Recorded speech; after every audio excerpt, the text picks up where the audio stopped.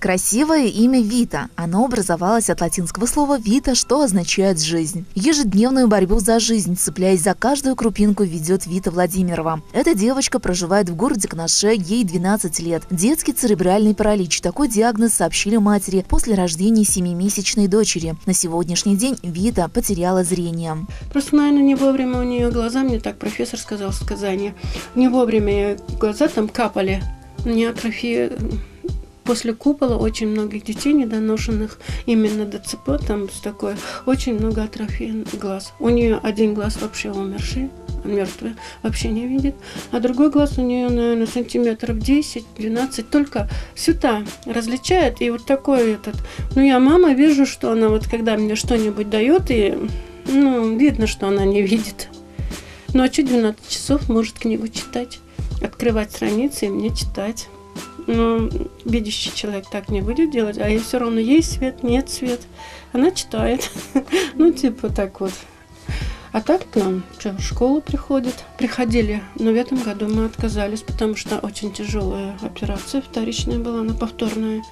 И она 3 месяца просто не вставала, лежала. У нее ноги все перерезанные, начиная тазобедренная. Но у нее очень сложные операции были. Тазобедренная справа, слева, у нее двухсторонние сразу. Тазобедренные вот эти вот операции. В гипсе очень долгое время лежала. Потом нижние делали, потом ей удлинили одну ногу. Ализарова аппаратом она лежала еще. Потом снимали, в общем, периодически. И все время лечились. Еще мы где проходили? В реабилитационном центре. Ага, в реабилитационном центре города Чебоксары мы проходили. Все время там были. Вот в течение, наверное, 10 лет. Из 10 лет, наверное, я дома была, наверное, 3 года. Остальное в больнице жила. Многочисленные больничные палаты, медицинские процедуры и так год за годом. Мама девочки Любовь Михайловна делает все возможное для того, чтобы облегчить страдания дочери. Ведь за последние годы операции для поддержания тазобедренного сустава не приносят облегчения. Если некоторое время тому назад Вита ходила при помощи ходунков, то сейчас вынуждена больше сидеть, да и это ей доставляет боль. Повторная операция, она почти ходила, я ее за руку брала. И она вот так вот сама ходила, и на ходунках стояла, даже танцевала она. И вдруг у нее вышла вот с какой стороны? Вот с этой. С этой стороны вышла у меня нога. С левой, правильно? Левой стороны. Да. От левой стороны вот отсюда нога вышла, тазобедренная. Вот это. Правая сторона. Ага, вот этот вот. И это она перестала ходить, жаловаться начала, что ей больно. И повторную операцию сделали в прошлом году, в апреле месяце. Сделали операции. Потом Она была неудачной или удачной? Операция первая неудачная получается. Но такие, это невозможно говорить, потому что каждый ребенок у них индивидуально. Это невозможно говорить, что там врачи виноваты или плохие врачи. Нет, прекрасные врачи, я плохого не говорю. Просто каждого ребенка пока по-разному. У нее, например, этот вот, не зажил или не принял, или как можно сказать. Просто вышел, может она как-то упала, может я не как-то взяла, может, я не знаю, но это здесь много очень причин можно найти. И вот повторную операцию сделали, здесь проблемы начались, что у нее нога не вытягивается. Не идет она у нее дальше. Не растет. Не идет. Просто вот эта нога. Ее потом я возила, почти месяц в гипсе была. Когда гипс сняли, реабилитационный центр поехали. Опять ее разрабатывали. Я ее уже здесь и тутара, и все. Она раз, резко обратно идет, и все. Потому что вот здесь ее тянет. Потому что ее туда как загнали, или как можно сказать. И все обратно. Вот. Надо. Теперь уже, я же говорю, теперь уже не знаю, или Лизаров надо поставить, чтобы ее удлинить. Одна нога-то длиннее очень много, а это-то у нее туфли. Видите, у нее вот здесь туфли стоят, а у нее нога вообще очень... Если так разобраться, вот, видите, сколько она Это просто обувь просто хорошая, вот Канаше сделали. А что ты любишь делать дома? Заниматься зарядкой. Сама занимается. А как ты делаешь? Покажи, пожалуйста, какие твои упражнения? Выдохи, вдохи. Да, она сама занимается. Она очень самостоятельная, очень умная. Она все... На, держи, покажи, как ты занимаешься. Можешь лежа показать вот сюда. Хочешь вот так Нет. ложись? На, покажи, как ты поднимаешь. Покажи. Ну. Другой рукой тоже держи. Вот этот. У нее рука плохо работает, но мы заставили. Вот, дальше. Наверх покажи, как ты делаешь. Наверх. А ногу как поднимаешь, покажи. Покажи, как ты ногу поднимаешься, как ногу поднимаешь. Покажи, как ногу поднимаешь. Видишь, как ногу? Ну, это для нее это очень большое достижение, да, это ничего. Ну, она вон на кресле сидит. У нас здесь места, правда, мало. Я стол туда отодвигаю, и специально все сделано.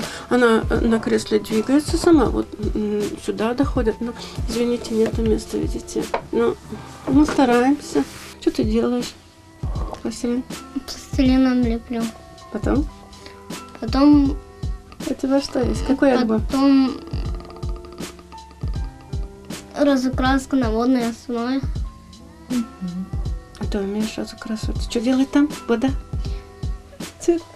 Свет меняется.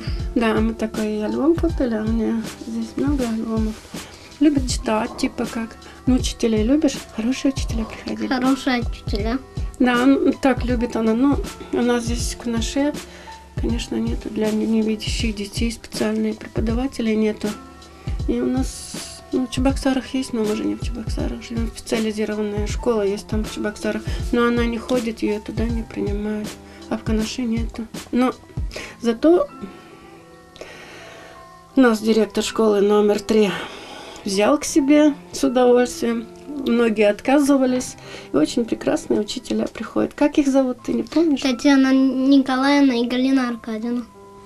Понятно. Вот так вот. Семья для Виты – это мама и старшая сестра, которая находится в другом городе и оказывает посильную помощь. Именно она помогла Любови Михайловне с покупкой дачного дома, где они и проживают. Полноценным жильем это сложно назвать, комнатушка в 16 квадратных метров, прохудившиеся полы и печное отопление. А перед Новым годом семья осталась вовсе без света. Из-за неуплаты дачникам электроэнергии ресурсоснабжающая организация лишила коллективный сад этой возможности. У нас председатель сада Сережа очень добрый человек. Пока мы были в операции, включил он целый коллективный сад.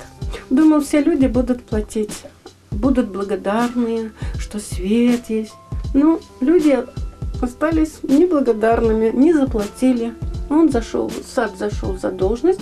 Перед Новым годом, 27 декабря, я очень просила. В центр приехали, нам такую новость сказали, что в саду все электричество будет выключаться. В очень суровых условиях, но нам своя дача очень нравится.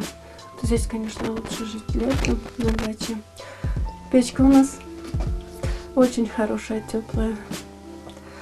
Потом, видите, коляска. Хоть маленькая комната, но она может до сюда доезжать, если когда стол туда отодвигаем мы, она ездит туда-сюда, толкается, катается все равно. Эта кровать полностью как у Виты. Вот почему можно удивиться, почему такая большая кровать. Когда Виту гипсом, вот так она лежала, очень тяжело ей. Еще человек, когда лежачий, большинство свое она, свое время в кровать проводит. И туда-сюда, чтобы она двигалась, туда-сюда, и большую кровать купили. Вот это мы можем снять, вот это от дивана она. И она полностью, и веревки завязываем еще, чтобы она поднималась, тренировалась, резинки у нас есть, приспособлений очень много. Совсем недавно у Виты появилась надежда на избавление от постоянных болей. Научно-исследовательский детский ортопедический институт имени Генриха Ивановича Турнера пригласил их на лечение. Однако для восстановления тазобедренного сустава требуются немалые средства. До июня месяца семье нужно перечислить порядка 300 тысяч рублей данному медицинскому учреждению. Специалисты института делают положительные прогнозы на восстановление девочки. Вот у нас все документации есть, которая вызов есть с Питера, с Санкт-Петербурга. У нас профессор Умнов хороший прогноз обещал. Приезжайте, говорит. У нас в Чувашии очень много людей там были. Он, даже могу называть такую фамилию, как Николаева Оля с Викой. Вика уже ходит на ходунках. А ее, кстати, не брали федеральные. А она ходит. Я вот в центре, мы встречаемся, видим, ребенок очень хорошо себя чувствует. Приезжайте, прогноз очень хороший дает.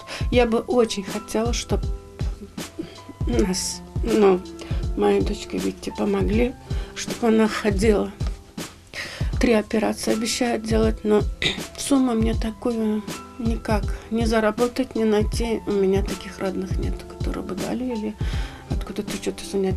Около 300 тысяч. 3 операции. Вот такие вот прогнозы. Еще бы я хотела, если можно, может быть, наш президент